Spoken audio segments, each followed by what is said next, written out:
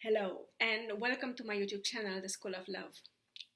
My name is Maria and I am helping people discover their inner potential for love towards oneself and towards the others. Today I am going to talk about a very important topic related to the vital necessity of a solid, healthy life ethics or existential ethics.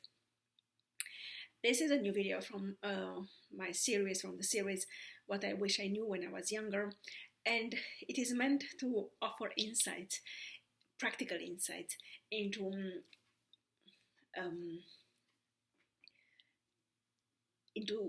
life strategies which enable you to lead a more fulfilled, a more balanced life. There are also parts of my own experience which allowed me in time to have a sense of contentment and fulfillment. So let's get started. So in this series, What I Wish I Knew When I Was Younger, I divide relatively complex topics into 5 levels, and in each level I explain the fundamentals of some steps towards steps which lead from a place of feeling stuck, of feeling under pressure, towards a state in which a sense of expansion, a sense of exploration and abundance emerges. So let's get started. Number 1, it is important to differentiate between work ethics and life ethics or existential ethics. We all know that career-oriented person whom nobody likes and everybody avoids like the plague. Hopefully it's not you. I used to be someone like this. I'm not anymore, at least I hope I'm not anymore. And maybe yourself are someone like this, and maybe you know several persons like this, or maybe you used to be someone like this. And as I have mentioned before, I know of myself that I had stages in my life in which I was absolutely impossible to deal with, in spite of having thriving professional achievements. So what this means is, it's important to be a hardworking, perseverant, persistent person. And this is what work ethics relates to. But it's also important to have a sense of balance, to have a sense of something beneath your labor abilities, something which transcends you being a hardworking person. And so having a solid, healthy life ethics or existential ethics refers to, secondly, include values and hierarchies of values. Hierarchies of values is a syntagm often employed by Jordan Peterson, and refers to this principle that how you do one thing, you do all things. And this again connects to such principles, such fundamental values as integrity, honesty, authenticity, vulnerability, compassion, and gratitude. So there are 6 elements which we could put into 3 big categories. The first one being integrity. Integrity refers to this ability to be unique and unified in yourself. So, as I said, how you do one thing, you do all things. And this is integrity. You do not pretend to be someone else. You do not put all your effort in one dimension of your life while ignoring or neglecting the others. The second group of values is honesty. So you do say the truth, or at least, again, to quote Jordan Peterson, to paraphrase Jordan Peterson, you do not lie. Telling the truth, particularly telling the truth all the time, is actually a huge task, and most of us cannot fulfill it. We are not saints, we are not angels, we are just humans. Yeah? Spiritual beings having a corporeal experience. No, just kidding. We are just humans. We are just being here and doing our best to spend this time on earth as positively and as constructively as possible. Nevertheless, we have our challenges and our limitations, and we all tell small lies or white lies, more or less white, more or less what necessary. But it's important, nevertheless, is to strive towards saying the truth, or at least towards not lying. Second point within this group of honesty, authenticity, and vulnerability is authenticity. Be yourself. Of course, nobody's perfect. I'm not perfect, you're not perfect either.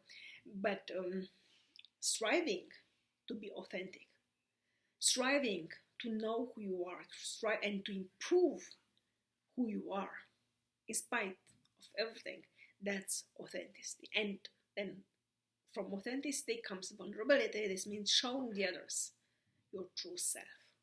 And if you don't dare to do this, this means you are aware that some things might not be the way you would like them to be. In that case, be even more aware of the things you don't like and change them. And the third big category is compassion, is including compassion and gratitude. So compassion is a combination of integrity and empathy.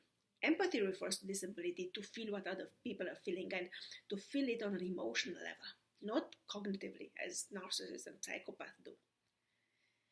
Feeling what they're feeling their pain, feeling their joy, and allowing them to feel it while you sit with them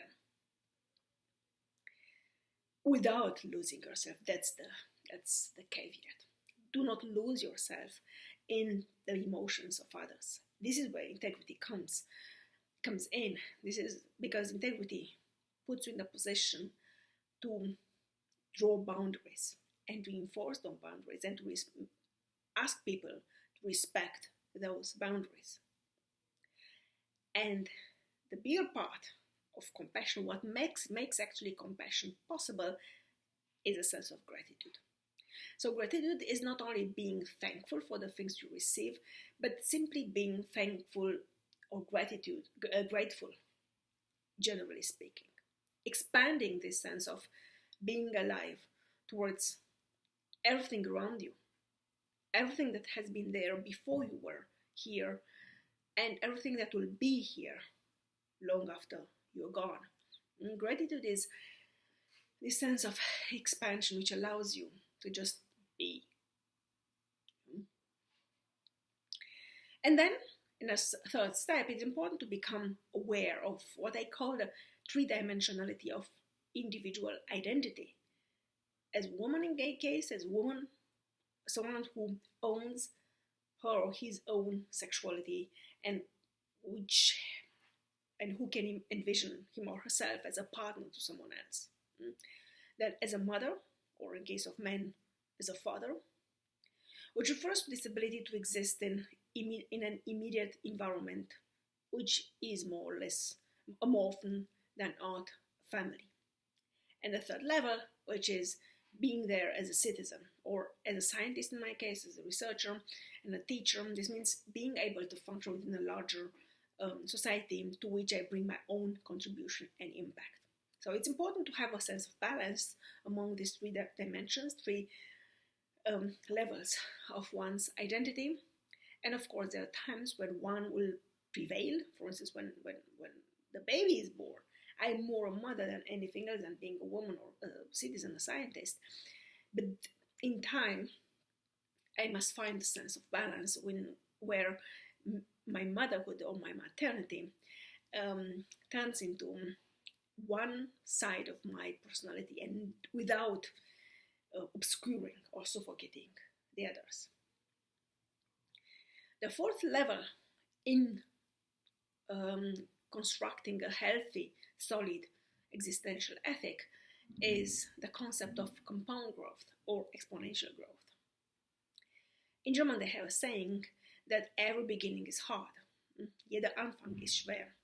This refers to the fact that regardless of what you want to do, starting it will always be very, very difficult, actually the most difficult within the entire process of achieving something.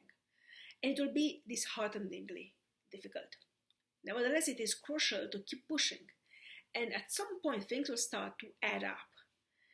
visibly, and then the compound effect becomes palpable, kicks in as well, and shortly afterwards, exponential growth is the pathway towards achievement, the real achievement. Always, things start slowly, then move forward slowly for a while before taking off spectacularly. So the problem is that most people give in the early stages, and most businesses fail in the same early stages. It's important to remember that learning anything new, from skills to new diets to innovative technologies, require this long and uncomfortable beginning stage. Yeah. So imagine when you start to learn a new language, you need weeks, months, depending on language and depending your background, depending on your linguistic abilities, you need weeks or months until you'll be able to put together a sentence. But it will come a moment when things accelerate and then grow, explode exponentially. So do not give up. Know that difficult beginnings or stages, beginning stages, are inherent, and you need to push through so that growth comes at some point, happens at some point. And the fifth thing to keep in mind is the fact that happiness is overrated and contentment is what we are looking for. There are 4 so-called hormones of happiness, which I'm going to explain very briefly in the next couple of minutes. And again, what we strive for is a balance, is a sense of balance between all these 4 hormones of happiness. Number 1 is dopamine, also called the reward hormone, because it is the one which essentially motivates us to move forward. The problem with dopamine is that it is highly addictive, and the more you have, the more you want, or the more you need. The second one is serotonin. It's the hormone we develop when we go for walks in nature, when we spend time with our friends, or when we feel good without having a very palpable reason. Then on the endorphins, those hormones released when we do sports, also dubbed so body's natural painkillers, is what the hormones which help us or keep us training when everything hurts, like muscle training. Yeah, what happens when we train our muscles is that they get hurt, and that's why they hurt. They get hurt. That's why they hurt so much. And instead of stopping and saying, "Well, I'm not doing it anymore. It's just too painful," because of these endorphins, they help us. They give us a sense of fulfillment, a sense of overcoming adversities, which then tunes down the pain itself, the pain of hurting our own body in the process of becoming healthier. And last but not least, oxytocin. Oxytocin is the hormone, the bonding hormone, is what the female body releases when orgasm is attained or when babies are born. And it's the hormone which allows us to bond with others on a deep level. So that I'm not sure if oxytocin is the hormone of friendship or whether it is a combination with serotonin. But oxytocin is the hormone of which brings us to falling in love and staying in love with our partner, spouses. Also, which helps us protect and provide for our children, and which helps us overcome misunderstandings and challenges with our loved ones, particularly with our families. They all have downsides. For instance, too much dopamine, we become addicts. We can become addicted to anything, from work to sport, to dieting, to reading, and so on. Too much dopamine. Too much serotonin combined with oxytocin actually kills our drive. It turns us into some sort of vegetables. Think of hippies community who live in love and peace without being able actually to finish any project.